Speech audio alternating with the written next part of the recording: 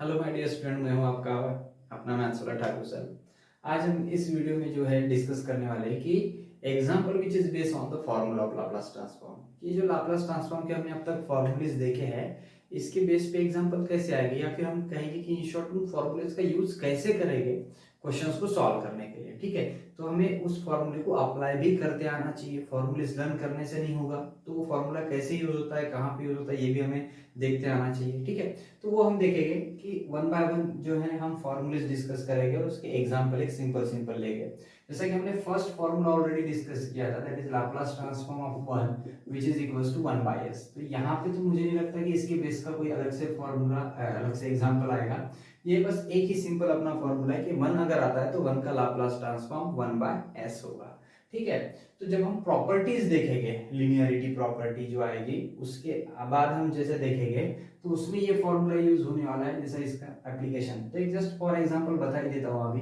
तो प्रॉपर्टी में तो हम अलग से देखेंगे ही देखेंगे। ठीक है, जैसे मान लो लाप्लास ट्रांसफॉर्म ऑफ कभी 2 भी आपको कहा है ना, तो 2 का मतलब क्या होगा कि ये जो है 2 लाप्लास से बाहर आता है और 1 का ही लाप्लास ट्रांसफॉर्म, इसके मल्टीपल में कुछ नहीं है, मतलब 1 ऑलरेडी हर किसी के मल्टीपल में होता है, तो ये 2 कांस्टेंट होता है और 1 का लाप्लास ट्रांसफॉर्म 1 बाय s होता है। तो जब कभी भी आपको नंबर्स दिखेंगे ना, जैसे 2 दिख रहा है तो 2 बाय s, लाप्लास ट्रांसफॉर्म अगर 3 होगा तो इसका लाप्लास ट्रांसफॉर्म 3 बाय s होगा, लाप्लास ट्रांसफॉर्म अगर 4 है तो लाप्लास ट्रांसफॉर्म 4 बाय s। मतलब इस तरह से नोट कर सकते हो। ठीक है, ये भी अगर स्पेशली आपको कभी लाप्लास ट्रांसफॉर्म इस तरह से नंबर का फाइंड करने के लिए आए तो ये आपको लाप्लास आना चाहिए। अंडरस्टूड? तो ये बेस्ड ऑन द हम फॉर्मूलेज वन बाय वन सभी के कैसे अप्लाई करना है वो देख रहे हैं। ठीक है, हमने सेकेंड फॉर्मूला देखा था, that is Laplace transform of e raise to at is equals to Laplace transform of e raise to at is equals to 1 upon s minus a था। ओके, माइनस a कहा हमने, अगर power में plus है तो यहाँ पे minus. For example, तो इसमें एग्जांपल कैसे आ सकते हैं आपको, जैसे कि Laplace transform of e raise to 2t है। ओके, अब a की जगह पे कौन दिख रहा है आपको, यहाँ पे 2 दिख रहा है, तो यहाँ पे भी हमें a को रिप्लेस करना पड़ेगा 2 से, तो इसका लाप्लास ट्रांसफॉर्म क्या होगा 1 अपॉन s माइनस 2। सिंपल, बस हमें ये अप्लाई करते आना चाहिए, कंपेयर करते आना चाहिए स्टैंडर्ड फॉर्मूले के साथ और उसको लगा देना चाहिए। ठीक है, देन अगेन हम यहाँ पे देखेंगे Laplace transform of e raise to 3t। 3t क्या होगा 1 अपॉन s माइनस 3।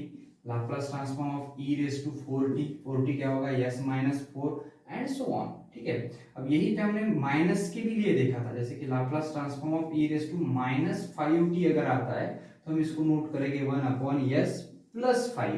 ओके, अगर माइनस है पावर तो यहाँ पे s प्लस 5 हम यहाँ पे करेंगे। ठीक है, तो इस तरह से हम ये e रेज टू 80 वाला जो फॉर्मूला है अप्लाई करते हैं। यहाँ पे फ्रैक्शंस भी हो सकता है, पावर 3/2, 5/2, 4t जो भी हो सकता है। जैसे कि यहाँ पे और एक देख लो कि जिसमें हम Laplace transform of e raise to 3/2t अगर कहें तो क्या होगा, which is 1 upon s minus 3/2 होगा। ओके, बस इसी तरह से सिंपल ये फॉर्मूला आपको e रेज टू 80 यूज करते आना चाहिए। ओके, इसके बाद हमने नेक्स्ट फॉर्मूला देखा था, that is Laplace transform of sign at। at को हमने कहा था a upon s square plus a square, इस तरह से हमने ये फॉर्मूला लिखा था।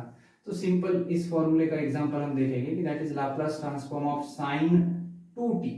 अब मान लो कुछ है ही नहीं, तो सिंपली अगर t है, सिंपली अगर साइन t पूछा जाए तो क्या होगा, मल्टीपल में कुछ नहीं, मतलब मल्टीपल में 1 है और 1 साइन t का Laplace transform 1 upon s square plus 1 square is 1, तो ऐसे लिखोगे आप। ठीक है, और जैसे हम 2 के लिए देख रहे थे, Laplace transform of sine 2t which is a upon, a का मतलब t का कोएफिशिएंट, तो यहाँ पे a का वैल्यू 2 है, that is 2 upon s square plus a square, मतलब 2 का स्क्वायर होगा, तो which is equals to 2 upon s square plus 4।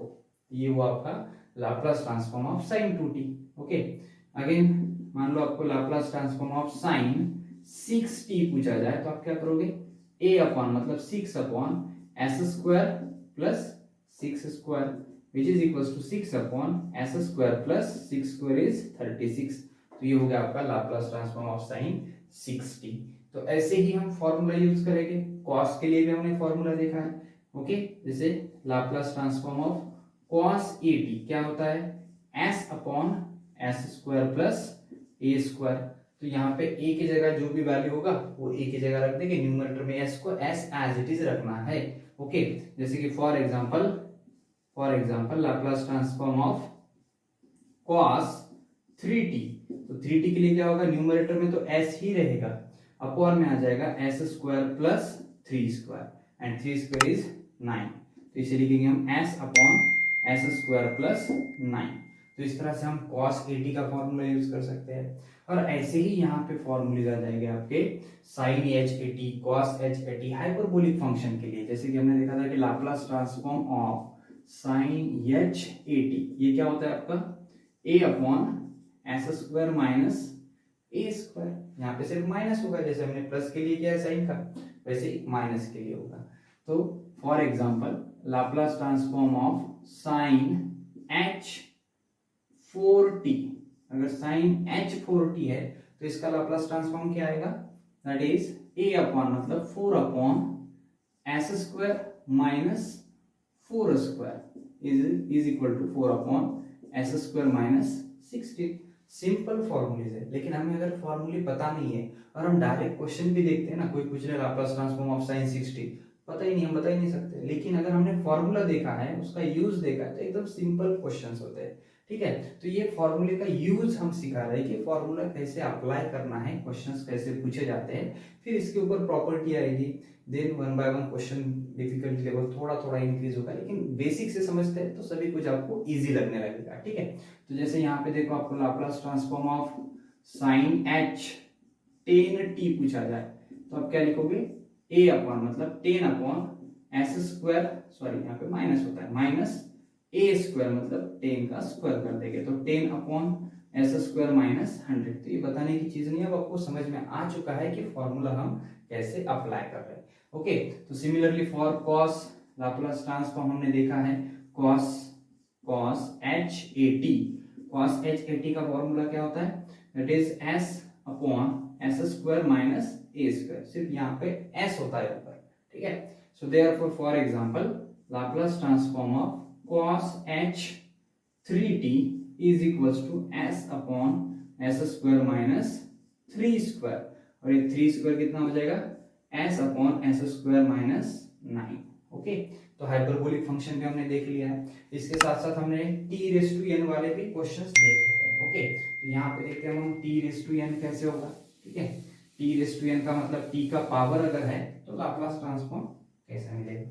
So therefore Laplace transform of t raise to n which is n factorial upon s raise to n plus 1। ठीक है, तो अब यहाँ पे क्या होगा कि लाप्लास ट्रांसफॉर्म जैसे t रेज़ टू 2 अगर है, ओके, तो लाप्लास ट्रांसफॉर्म क्या होगा, यस 2 अगर है तो n का वैल्यू यहाँ पे 2 हुआ, तो n फैक्टोरियल का तो यहाँ पे होगा 2 factorial upon s raise to 2 plus 1, मतलब हो जाएगा 2 फैक्टोरियल का मतलब होता है 2 into 1 अपॉन में हो जाएगा s raise to 3, that is 2 upon s raise to 3। Okay, simple question है।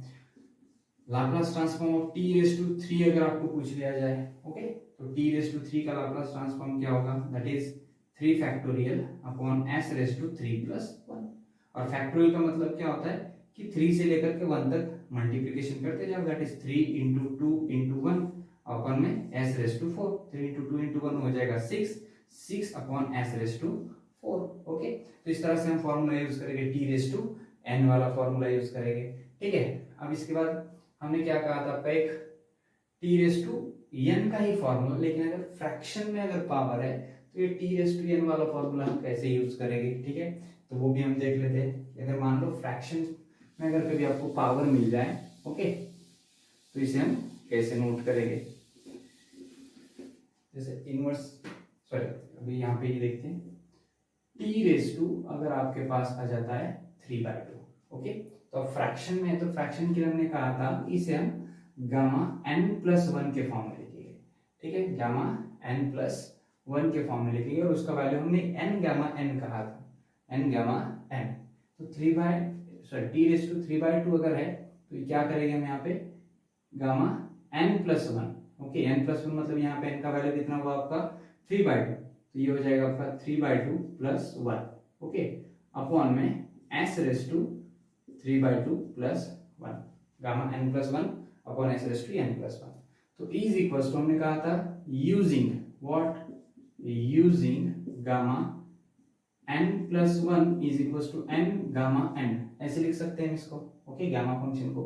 तो ये गामा एन प्लस वन है, तो इसको हम क्या लिखेंगे, एन गामा एन मतलब 3/2 गामा 3/2, रूट नहीं है, स्ट्रेट लाइन होना चाहिए, 3/2 gamma 3/2। Okay, upon S raise to 3/2 plus one मतलब ये हो जाता है 5/2। ओके, अब ये जो 3/2 गामा है, इसको हमें पता है कि आपके पास एक फॉर्मूला है। कौन सा फॉर्मूला है कि n प्लस वन अगर है तो आप n गामा n लिख सकते हो। अगर प्लस वन के फॉर्म में अगर है गामा में, तो आप इसको क्या कर सकते हो, n गामा n कर सकते हो। तो 3/2 को प्लस वन के फॉर्म में लिखना है, तो प्लस वन के फॉर्म में कैसा लिखेंगे, तो ये बाहर 3/2 as it is gamma function. 3/2 का मतलब होता है 1 प्लस 1/2 मतलब 1.5। 3/2 का मतलब 1.5। तो हम इसे क्या करेंगे, 1/2 प्लस 1 लिखेंगे।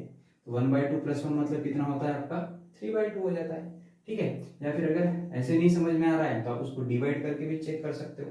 डिवाइड करके चेक करते हो, 3 को डिवाइड करते हो आप, 3 को डिवाइड कर दो 2 से, तो क्या होगा, 2 1 जा 2, माइनस करेंगे तो 1 रिमाइंडर रहेगा, और 1 क्वेश्चन है, तो इस 1 को डिवाइड कर रहे हैं हम, ये जो रिमाइंडर है इसको डिवाइड कर रहे हैं हम 2 से, और इसमें ऐड करेंगे क्वेश्चन में, तो 1 प्लस 1/2। आप ऐसे भी साइड में कर सकते हो। ठीक है, या लॉजिकली भी आप यहाँ पे लिख सकते हो। तो हमने क्या लिखा, 3/2 को 1/2 प्लस 1 लिखा, अपॉन में जो है वो s का पावर 5/2 एज इट इज। अब ये अगेन फॉर्मूला यूज करेंगे हम। कौन सा formula, using n plus one equals to n gamma n। Okay, n gamma n use करेंगे, तो n का वैल्यू यहाँ पे 1/2 है, बिकॉज n प्लस वन के फॉर्म में 1 तो 1 की जगह है, n की जगह पे यहाँ पे 1/2 है। तो क्या होगा, ये 3/2 इंटू में आ जाएगा ये 1/2 एंड गामा 1/2 मतलब n gamma n 1/2 gamma 1/2 upon s raise to 5/2। Understood. और लास्ट में देखो, ये जो गामा 1/2 बचा है, तो इसका वैल्यू हमने फॉर्मूला नोट करते वक्त कहा था कि गामा 1/2 अगर है तो उसका वैल्यू अंडर रूट पाई होगा। ठीक है, तो यहाँ पे देखो ये होगा 3 into 1 3, 2 2 जा 4, और गामा 1/2 का value under root pi upon s raise to 5/2।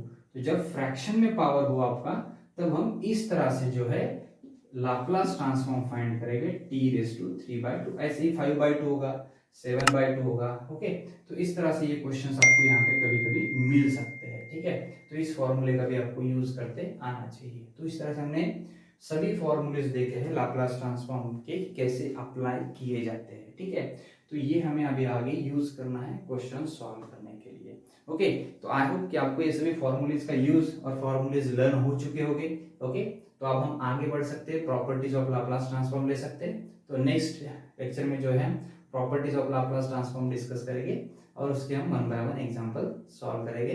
तो ठीक है, चलते हैं।